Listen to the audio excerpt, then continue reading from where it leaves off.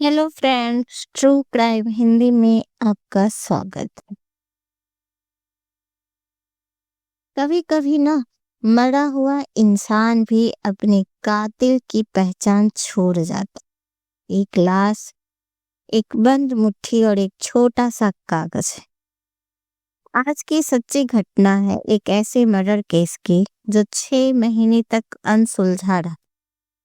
लेकिन आखिरकार मृतक के हाथ में छुपी पर्ची ने कातिल को सलाखी के पीछे पहुंचा दिया।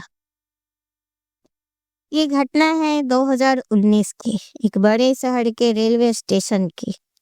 रात के 11 बजे प्लेटफॉर्म नंबर 3 पर एक आदमी की लाश मिली।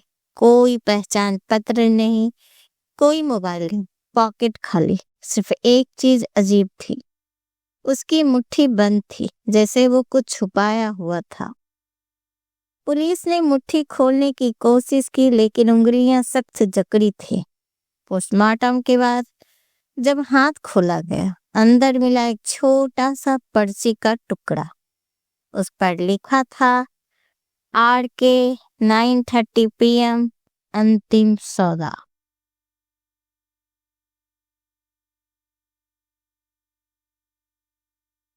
पुलिस ने रेलवे स्टेशन के CCTV खंगाले। एक आदमी दिखाई दिया जब मृतक से मिला था। नाम पता नहीं, सिर्फ एक बैग और जैकेट पर लिखा था RK।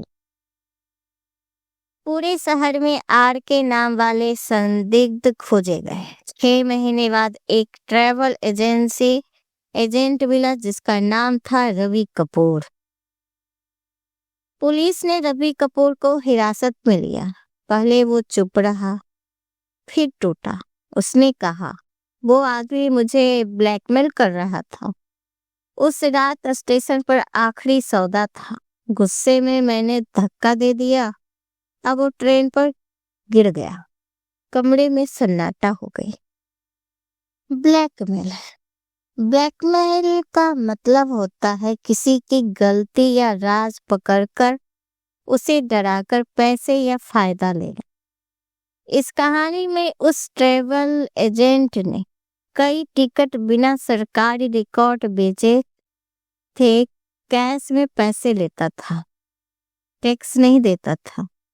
और एक दिन मृतक ने उसके इस गलत कामों के फोटो और सबूत जमा कर लिए और कहा, अगर हर महीने पैसे नहीं दिए तो ये सबूत पुलिस को दे दूंगा। और यही था ब्लैकमेल का मतलब, गलत काम का राज पकड़कर डराकर पैसे लेना।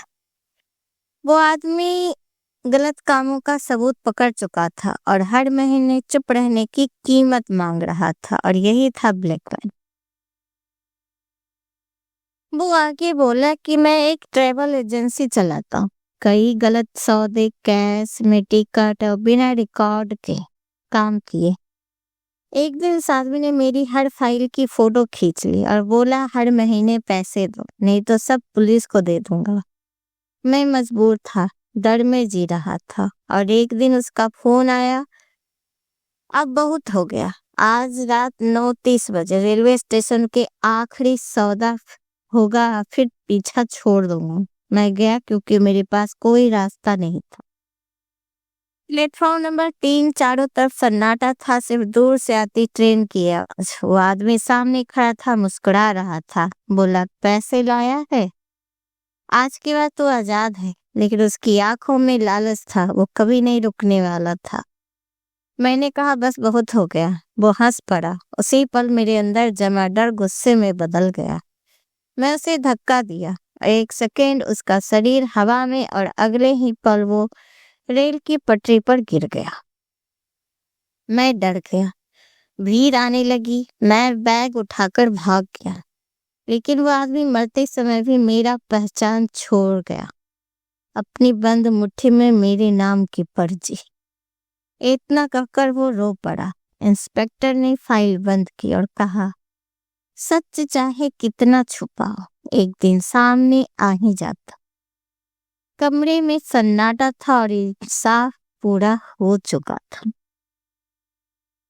मृतक की बंद मुट्ठी 6 महीने बाद इंसाफ की चाबी बन गई। ये कहानी बताती है कि सच चाहे कितना भी दबाया जाए, कभी ना कभी सामने आता ही आता। अगर आपको ये सच्ची घटना पसंद आई तो चैनल को सब्सक्राइब जरूर कीजिएगा। आगे चलकर एक कातिल का काबूलनामा कोर्ट में पेश किया गया। सबूत भी साफ थे, सीसीटीवी फुटेज, पर्ची और उसकी खुद की सिक्योरिटी। जज ने फैसला सुना, ये हत्या नहीं लेकिन जानबूझकर की गई जानलेवा हरकत था। कोर्ट ने उसे 10 सालों के कठोर कारावास दिया। जेल में सख्त मेहनत और आजादी से पूरी दूरी। फैसला सुनते वो आदमी चुपचाप खड़ा रहा, क्योंकि वो जान चुका था कानून से कोई नहीं बच सकता।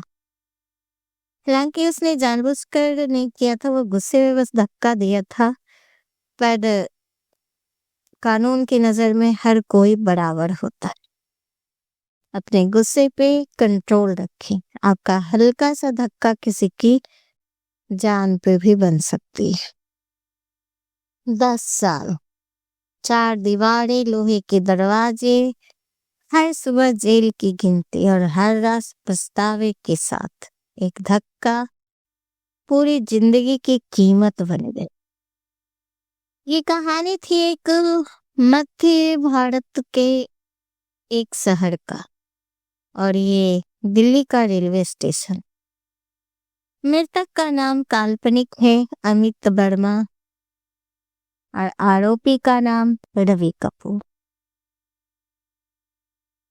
ये केस था दिल्ली रेलवे स्टेशन का। ये सही था, जहां 28 साल के युवक अमित वर्मा की लाश प्लेटफॉर्म पर मिली थी।